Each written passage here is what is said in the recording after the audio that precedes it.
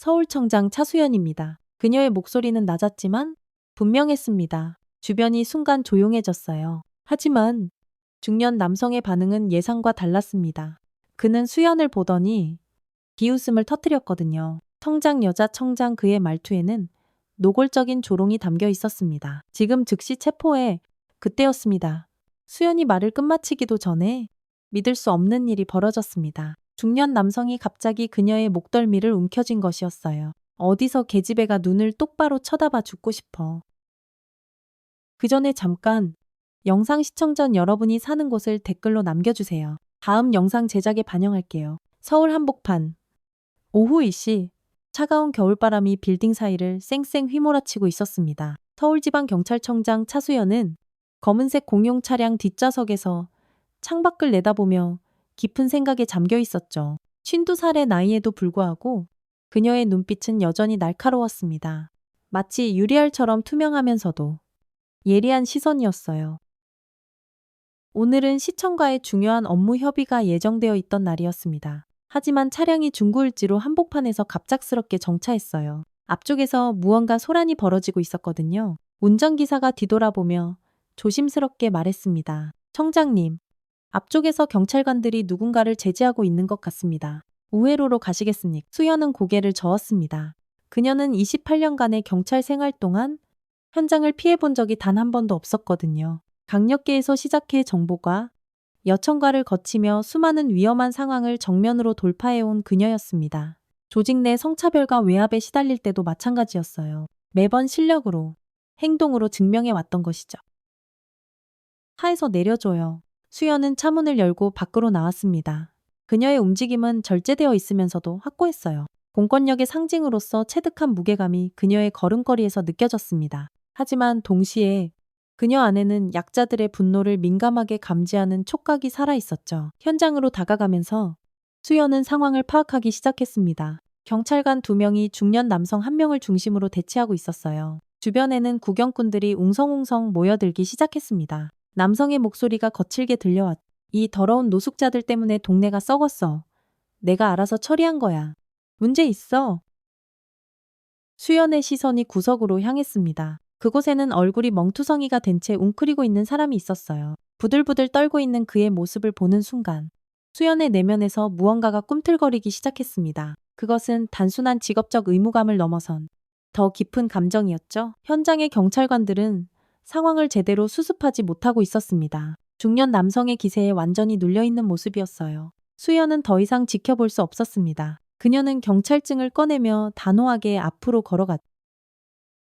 서울청장 차수연입니다. 그녀의 목소리는 낮았지만 분명했습니다. 주변이 순간 조용해졌어요. 하지만 중년 남성의 반응은 예상과 달랐습니다. 그는 수연을 보더니 픽 하고 비웃음을 터뜨렸거든요. 청장 푸아하. 여자 청장 그의 말투에는 노골적인 조롱이 담겨 있었습니다. 수연은 그 순간 자신이 지금까지 겪어온 모든 성차별적 시선들을 떠올렸어요. 하지만 이번은 달랐습니다. 그녀는 더 이상 혼자서 싸우는 신입 경찰관이 아니었거든요. 지금 즉시 수연이 말을 끝마치기도 전에 믿을 수 없는 일이 벌어졌습니다. 중년 남성이 갑자기 그녀의 목덜미를 움켜쥔 것이었어요. 시끄럽고 가만히 나 있어. 이 싸가지 없는 게. 그 순간 수연의 몸이 반사적으로 움직였습니다. 28년간 갈고 닦은 무술 실력이 발휘된 것이죠. 그녀는 단숨에 상대방의 손목을 비틀어 제압하고 팔꿈치로 그의 턱을 정확히 가격했습니다. 중년 남성은 바닥에 그대로 나뒹굴었어요. 주변 사람들이 어머나 하고 놀라 소리를 질렀습니다. 하지만 수연은 알고 있었어요. 이것은 단지 시작에 불과하다는 것을 말이죠. 수연이 마동철을 제압한 순간 현장의 공기가 완전히 바뀌었습니다. 주변 사람들의 시선이 모두 그녀에게로 집중되었어요. 하지만 수연은 그런 시선들에 전혀 신경 쓰지 않았습니다. 그녀의 관심은 오직 바닥에 쓰러진 마동철과 구석에서 떨고 있는 피해자에게만 향해 있었거든요. 마동철은 바닥에서 어기적거리며 일어나 분노에 찬 눈빛으로 수연을 노려봤습니다. 그의 입가에서 피가 주르륵 흘러나오고 있었어요. 하지만 그는 여전히 굴복하지 않는 모습이었습니다. 이 미친년이 감히 누굴 쳐. 그가 다시 달려들려 하자 현장의 경찰관들이 황급히 그를 제지했습니다. 수연은 냉정하게 상황을 지켜보며 내심 분석하고 있었어요. 이 남자는 단순한 동네 양아치가 아니라는 것을 직감적으로 알아차렸거든요. 그의 태도와 언행에서 오랫동안 이런 식으로 행동해 온 사람만이 가질 수 있는 거만한 확신이 느껴졌습니다. 신원을 확인해 보세요. 수연이 현장 경찰관에게 지시했습니다. 그리고 피해자분의 상태도 즉시 확인하고요. 피해자는 여전히 구석에서 몸을 잔뜩 움츠리고 있었습니다. 수연이 천천히 다가가자 그는 더욱 몸을 웅크렸어요. 오랫동안 폭력에 시달린 사람만이 보이는 조건 반사적인 반응이었습니다. 수연은 무릎을 꿇고 그와 눈높이를 맞췄어요. 괜찮습니다. 이제 안전해요. 그녀의 목소리는 부드러웠지만 확신에 차 있었습니다. 피해자가 조금씩 고개를 들자 수연은 그의 상처 상태를 확인할 수 있었어요. 얼굴뿐만 아니라 팔과 다리에도 시퍼런 멍자국이 선명했습니다. 이것은 한 번의 폭행이 아니라 지속적인 괴롭힘의 결과였죠. 한편 마동철은 경찰관들에게 제지당하면서도 계속해서 수연을 향해 욕설을 퍼붓고 있었습니다. 그의 말에는 여성에 대한 노골적인 비하가 뚝뚝 묻어났어요. 수연은 그런 그를 바라보며 깊은 생각에 잠겼습니다. 그녀는 지금까지 수많은 가해자들을 상대해 왔습니다. 하지만 마동철 같은 유형은 특별히 위험했어요. 약자에게는 한없이 잔혹하지만 권위 앞에서는 비굴해지는 타입이었거든요. 그런데 지금 그가 경찰청장인 자신에게 이런 식으로 행동한다는 것은 그만큼 자신의 배경에 엄청난 확신을 갖고 있다는 뜻이었습니다. 현장 경찰관이 신원 확인 결과를 보고했습니다. 마동철, 56세입니다. 전과 기록이 상당히 많은데 최근에는 별다른 처벌을 받지 않았습니다. 수연의 눈썹이 미세하게 움직였습니다. 전과자임에도 불구하고 최근 처벌을 받지 않았다.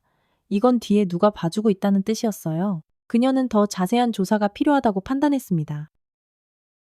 피해자분을 병원으로 모셔드리고 가해자는 현행범으로 체포하세요. 수연의 지시는 명확했습니다. 그리고 관련 자료는 모두 제게 직접 보고해 주시고요. 마동철이 수갑을 차면서도 여전히 고래고래 소리를 질렀습니다.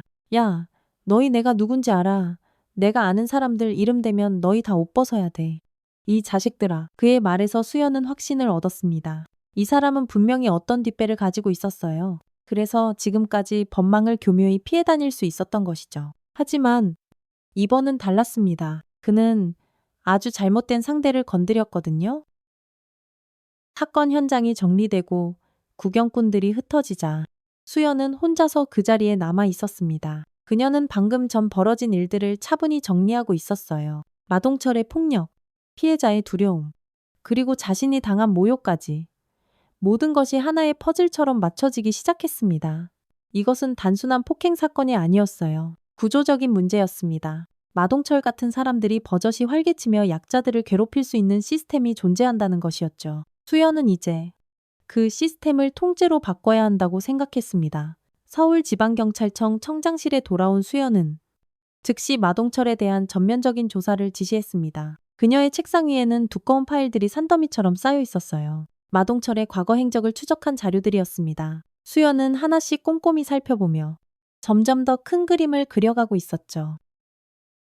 자료를 통해 드러난 마동철의 실체는 정말 충격적이었습니다. 그는 단순한 폭력배가 아니라 이 지역에서 체계적으로 악질적인 권력을 구축해온 인물이었어요. 불법 도박장 3곳을 운영하고 있었고 주차장 관리업체와 경비업체까지 소유하고 있었습니다. 표면적으로는 합법적인 사업가처럼 보이지만 실제로는 폭력을 바탕으로 한 불법 권력자였던 것이죠. 더욱 놀라운 것은 그의 인맥이었습니다. 지역 경찰서 몇몇 간부들과의 연결고리가 의심되는 정황들이 속속 발견되었어요. 정치인들과 어깨를 나란히 하고 찍은 사진도 여러 장 확인되었습니다. 심지어 일부 상인회와도 깊은 유착관계를 맺고 있었죠. 이런 탄탄한 배경이 있었기에 그가 지금까지 법망을 피해 다닐 수 있었던 것입니다.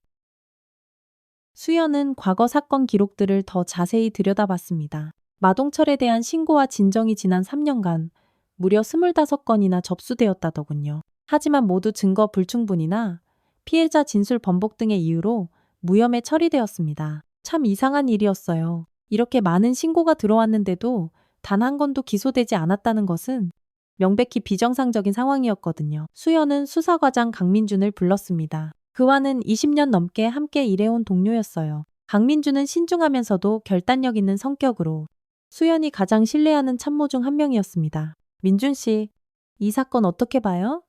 수연이 파일을 건네며 물었습니다. 강민주는 자료를 꼼꼼히 살펴본 후 고개를 저었습니다. 이건 개인 범죄가 아니라 조직적인 문제입니다.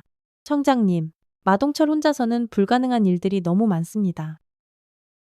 수연도 같은 생각이었습니다. 마동철은 빙산의 일각에 불과했어요. 그 뒤에는 더 거대한 부패 구조가 숨어 있었습니다. 하지만 그렇기 때문에 더욱 조심스럽게 접근해야 했죠.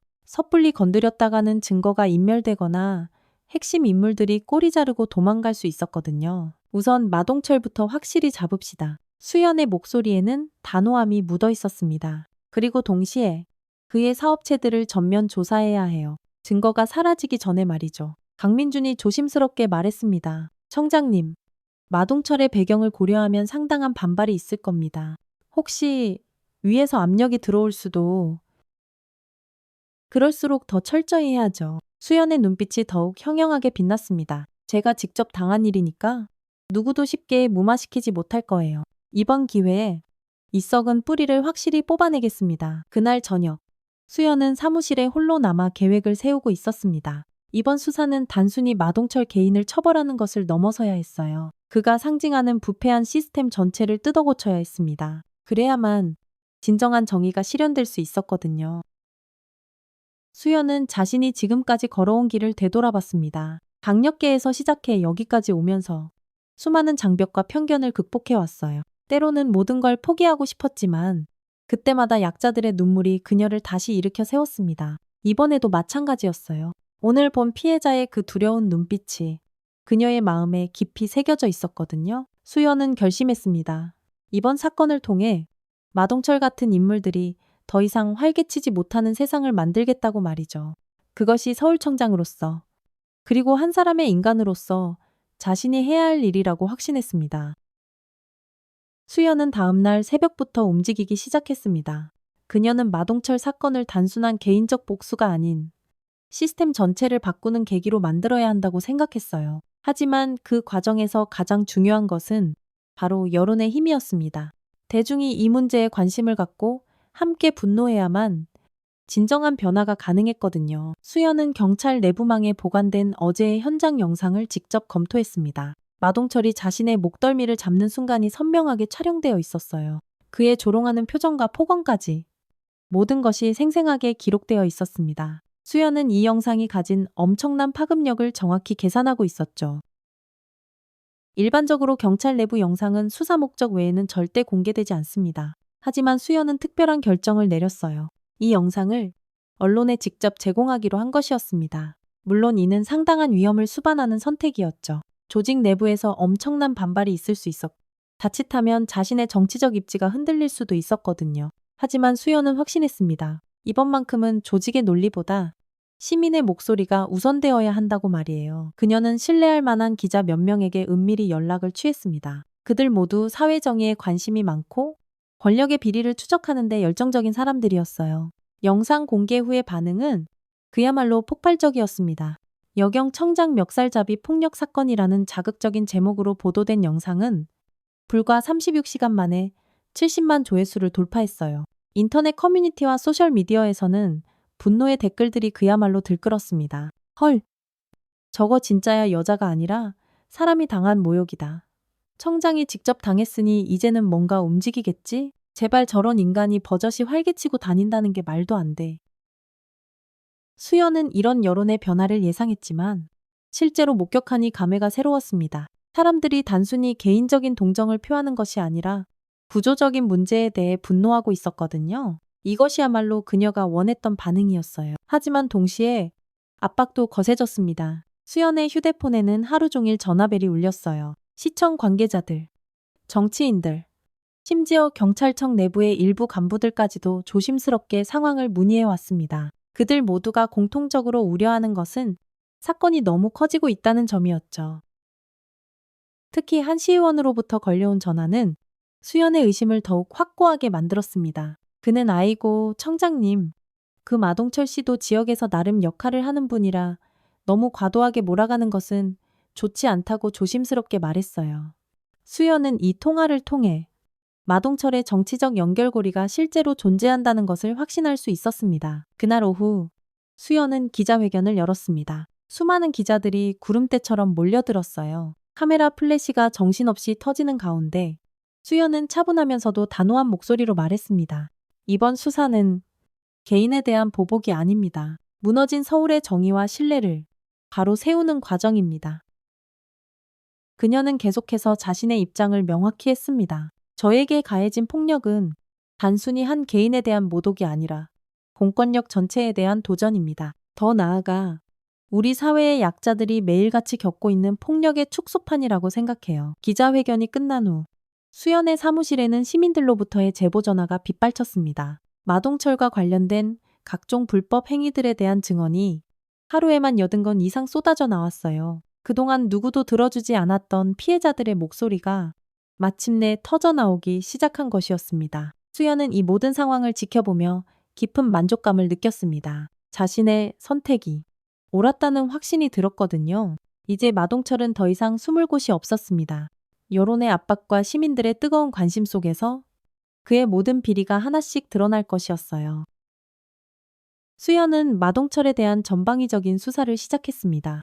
그녀가 구성한 특별수사팀은 동시다발적으로 움직였어요. 새벽 6시 서울 곳곳에서 일제히 압수수색이 시작되었습니다. 마동철의 불법 도박장 3곳, 사설 경비업체, 사무실, 그리고 위장 주차장 관리소까지 모든 거점이 수사팀의 표적이 되었죠. 수연은 직접 가장 큰 도박장 압수수색 현장에 나갔습니다. 지하 2층에 위치한 그 공간은 겉보기에는 평범한 유흥업소처럼 보였어요. 하지만 안쪽으로 들어가자 완전히 다른 세계가 펼쳐졌습니다. 수십 대의 불법 도박 기계들이 번쩍이며 늘어서 있었고 현금이 가득 담긴 금고도 발견되었죠. 수연은 그 어마어마한 규모를 보며 마동철의 실제 영향력을 실감할 수 있었습니다. 가장 중요한 발견은 마동철의 개인 사무실에서 나온 장부들이었어요. 그 안에는 지난 3년간의 비자금 흐름이 아주 상세히 기록되어 있었습니다. 더욱 충격적인 것은 경찰 내부 인사들에게 전달된 금품 내역이 버젓이 적혀 있다는 점이었죠. 몇몇 지구대장과 수사팀장들의 이름이 구체적인 금액과 함께 명시되어 있었습니다. 수연은 이 자료들을 보며 분노보다는 오히려 냉철한 계산을 하고 있었습니다. 이제 마동철은 단순한 폭력배가 아니라 경찰 조직 내부까지 부패시킨 핵심 인물이라는 것이 명확해졌거든요. 그리고 이것은 동시에 더 큰 개혁의 기회이기도 했습니다. 오후 2시 수연은 대대적인 기자회견을 열었습니다. 기자들 앞에 산더미처럼 쌓인 증거물들이 놓여 있었어요. 불법 도박기계 부품들, 현금 다발들, 그리고 가장 핵심적인 비자금 장부까지 모든 것이 공개되었습니다. 오늘 압수수색 결과 마동철이 단순한 개인 범죄자가 아니라 조직적인 범죄 집단의 핵심 인물임이 드러났습니다. 수연의 목소리는 확신에 차 있었어요. 더욱 심각한 것은 일부 경찰 관계자들까지 이 범죄 조직과 유착되어 있다는 사실입니다. 기자회견장이 술렁이었습니다. 경찰청장이 직접 경찰 내부의 부패를 공개적으로 인정한 것은 정말이지 매우 이례적인 일이었거든요. 하지만 수연은 흔들리지 않았습니다. 오히려 더욱 단호한 어조로 계속 말했어요. 이번 수사는 개인 문제가 아닙니다. 서울의 정의와 신뢰를 되찾는 과정입니다. 저는 관련된 모든 인물들을 직위고하를 막론하고 끝까지 추적하여 법정에 세울 것입니다. 기자회견이 끝나자마자 수연의 사무실에는 시민들로부터의 제보가 폭증했습니다. 마동철과 관련된 영상과 증언들이 하루에만 80건 이상 추가로 접수되었어요. 그동안 두려워서 말하지 못했던 사람들이 마침내 용기를 내기 시작한 것이었습니다. 한 여성은 마동철이 자신의 가게 앞에서 행패를 부리며 보호비를 요구했다고 증언했습니다. 또 다른 남성은 마동철 일당에게 폭행을 당한 후 경찰서에 신고했지만 오히려 무시당하고 제대로 처리되지 않았다고 털어놨어요. 이런 생생한 증언들이 하나둘씩 모이면서 마동철의 실체가 더욱 명확해졌습니다. 그는 단순히 개인적으로 폭력을 행사한 것이 아니라 체계적으로 지역 상권을 장악하고 주민들을 공포에 떨게 만든 조직범죄의 우두머리였어요. 그리고 이 모든 것이 일부 경찰관들의 묵인하에 이루어졌다는 것도 분명해졌습니다. 그날 저녁, 수연은 수사과장 강민준과 함께 앞으로의 계획을 논의했습니다. 강민준은 처음에는 조심스러워했지만 점점 수연의 의지에 감화되고 있었어요. 청장님, 이제 정말 돌이킬 수 없는 강을 건넌 것 같습니다. 강민준이 말했습니다. 하지만 올바른 선택이었다고 생각합니다. 이번 기회에 확실히 정리해야 합니다. 수연은 고개를 끄덕였습니다. 이제 마동철뿐만 아니라 그와 연결된 모든 부패고리를 끊어내야 했어요. 그것이 진정한 정의를 실현하는 길이었거든요. 그리고 무엇보다 앞으로 마동철 같은 인물이 다시는 나타나지 않도록 시스템 자체를 바꿔야 했습니다. 수연은 피해자들과의 직접적인 만남이 필요하다고 판단했습니다. 언론과 여론의 관심이 뜨거웠지만 정작 가장 중요한 것은 실제 피해를 당한 사람들의 목소리였거든요. 그녀는 비공식적인 간담회를 준비했어요. 수사 과정에서 확인된 피해자들과 새롭게 제보를 한 시민들을 조심스럽게 초대한 것이었습니다. 간담회 장소는 서울청 내부의 작은 회의실로 정했습니다. 공식적이면서도 편안한 분위기를 만들고 싶었거든요. 수연은 직접 의자를 배치하고 따뜻한 차를 준비했어요. 피해자들이 조금이라도 더 편안하게 이야기할 수 있도록 배려한 것이었습니다. 오후 7시, 한 명씩 사람들이 들어오기 시작했습니다. 총 10명의 피해자가 참석했어요. 연령대도 다양했고 직업도 제각각이었습니다. 하지만 그들의 표정에는 공통점이 있었어요. 오랫동안 억눌렸던 분노와 슬픔, 그리고 마침내 내 이야기를 들어줄 사람이 생겼다는 안도감이 섞여 있었거든요. 첫 번째로 이야기를 시작한 사람은 50대 여성 상인이었습니다. 그녀는 떨리는 목소리로 자신의 경험을 털어놨어요. 마동철 그 인간이 우리 가게 앞에 와서 보호비를 달라고 했어요. 안 주면 가게 문 못 열 줄 알라고 협박했죠. 경찰서에 신고했는데 나중에 보니 아무것도 안 됐더라고요. 그 뒤로는 무서워서 그녀의 말이 끝나자 다른 피해자가 이어서 말했습니다. 저도 비슷한 일을 당했어요. 마동철 일당들이 제 주차장에서 행패를 부렸는데 경찰이 와서는 서로 합의하라고만 하더군요. 말도 안 돼. 그 뒤로는 아예 신고할 엄두도 못 냈어요. 수연은 이런 증언들을 들으며 점점 더 큰 분노를 느꼈습니다. 하지만 그녀는 그 감정을 겉으로 드러내지 않았어요. 대신 차분하게 각자의 이야기에 귀를 기울였습니다. 피해자들이 지금 필요로 하는 것은 섣부른 동정이 아니라 진정한 이해와 행동이었거든요. 가장 가슴 아픈 증언은 20대 후반의 여성으로부터 나왔습니다. 그녀는 마동철로부터 성추행을 당했다고 털어놨어요. 길에서 갑자기 제 몸을 만지면서 희롱했어요. 제가 소리를 지르니까 되레 제가 유혹했다고 하더라고요. 주변 사람들도 다 마동철 편이었어요. 아무도 저를 믿어주지 않았죠. 그녀가 이야기를 하는 동안 참았던 눈물을 뚝뚝 흘렸습니다. 수연은 조용히 일어나서 그녀 옆에 앉았어요. 그리고 손을 꼭 잡아주며 말했습니다. 이제 괜찮아요. 당신의 용기가 다른 많은 사람들을 구할 거예요. 간담회가 진행되면서 수연은 마동철의 범죄가 얼마나 광범위하고 체계적이었는지 깨달았습니다. 그는 단순히 개별적인 폭력을 행사한 것이 아니라 지역 전체를 공포로 지배해왔던 것이었어요. 그리고 그 과정에서 경찰의 무력함과 무관심이 그의 범죄를 더욱 확산시켰던 것이죠. 마지막으로 이야기한 사람은 그날 현장에서 폭행을 당했던 노숙인이었습니다. 그는 여전히 얼굴에 멍이 남아 있었어요. 마동철이 저를 때릴 때 주변 사람들은 그냥 힐끔 보고 지나갔어요. 아무도 도와주지 않았죠. 그런데 청장님이 나타나서 저를 구해주셨어요. 그의 말에 수연의 마음이 무거워졌습니다. 이 모든 일이 자신이 우연히 그 자리에 있었기 때문에 드러난 것이었어요. 만약 그날 자신이 그곳을 지나가지 않았다면 이 모든 피해는 계속 땅속에 묻혀 있었을 것입니다. 간담회가 끝나고 사람들이 하나둘 자리를 떠날 때 수연은 깊은 다짐을 했습니다. 이들의 상처와 분노를 결코 헛되이 하지 않겠다고 말이에요. 마동철을 단순히 처벌하는 것을 넘어서 그가 상징하는 모든 불의를 뿌리 뽑겠다고 결심했습니다. 그날 밤 수연은 사무실에 홀로 남아 있었습니다. 피해자들의 증언을 하나하나 정리하면서 그녀는 새로운 전략을 구상하고 있었어요. 이제는 단순한 형사처벌로는 부족했습니다. 마동철이라는 존재 자체를 이 사회에서 완전히 지워버려야 했어요. 그래야만 진정한 정의가 실현될 수 있었거든요. 수연은 무표정한 얼굴로 나지막이 중얼거렸습니다. 이제 사회적 매장을 시작하겠습니다. 마동철과의 대면이 이루어진 곳은 서울구치소 접견실이었습니다. 차가운 형광등 불빛 아래 철창으로 나뉜 공간에서 수연은 마동철을 마주했어요. 체포된 지 일주일이 지난 마동철의 모습은 완전히 달라져 있었습니다. 예전에 그 거만하고 공격적인 모습은 온데간데 없었고 초췌하고 지친 중년 남성만이 남아 있었죠. 수연은 천천히 자리에 앉으며 마동철을 관찰했습니다. 그의 눈에는 더 이상 예전의 오만함이 없었어요. 대신 깊은 두려움과 절망이 가득했습니다. 수연은 이런 변화가 단순히 구속 생활 때문만은 아니라는 것을 잘 알고 있었어요. 지난 일주일 동안 마동철의 세상이 완전히 무너져 내렸거든요. 안녕하세요.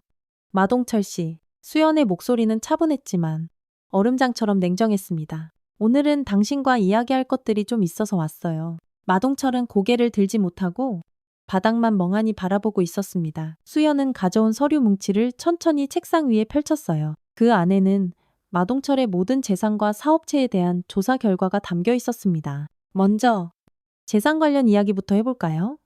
수연이 첫 번째 서류를 꺼냈습니다. 당신 명의의 불법 건물들 모두 몰수 처분되었어요. 도박장 3곳, 경비업체, 사무실, 그리고 위장 주차장까지 말이죠. 시가총액으로 치면 약 15억 원 정도 되겠네요. 마동철의 어깨가 미세하게 떨렸습니다. 하지만 수연은 멈추지 않았어요. 두 번째 서류를 꺼내며 계속 말했습니다. 그리고 세금 추징도 있어요. 지난 7년간 탈세한 금액에 대한 가산세까지 포함해서 4억 원 정도 나올 것 같아요. 물론 이것도 당신이 숨긴 재산이 더 발견되면 계속 늘어날 수 있고요. 마동철이 처음으로 고개를 들었습니다. 그의 눈에는 절망이 가득했어요. 제발, 제발 그만해주세요. 이미 다 망했잖아요. 하지만 수연의 표정은 조금도 변하지 않았습니다. 오히려 더욱 차갑게 세 번째 서류를 꺼냈어요. 아직 끝나지 않았어요. 피해보상 청구가 34건 들어왔어요. 총 금액으로는 2억 원 정도 되고 정신적 피해에 대한 위자료까지 포함하면 앞으로 훨씬 더 늘어날 거예요. 마동철은 점점 더 작아지고 있었습니다. 그가 그토록 자랑스러워했던 모든 것들이 하나씩 먼지처럼 사라져가고 있었거든요. 수연은 마지막 카드를 꺼낼 준비를 했어요. 그런데 가장 안타까운 건 따로 있어요. 수연의 목소리가 더욱 낮아졌습니다. 당신 아들이 다니던 학교를 그만뒀더군요. 아이들 사이에서 아버지 이야기가 퍼지면서 견디기 힘들어했나 봐요. 이 말에 마동철의 얼굴이 완전히 무너져 내렸습니다. 그는 두 손으로 얼굴을 가리며 아이처럼 흐느끼기 시작했어요. 제발, 제발, 제발 좀 그만해 주세요. 아이한테는 죄가 없잖아요.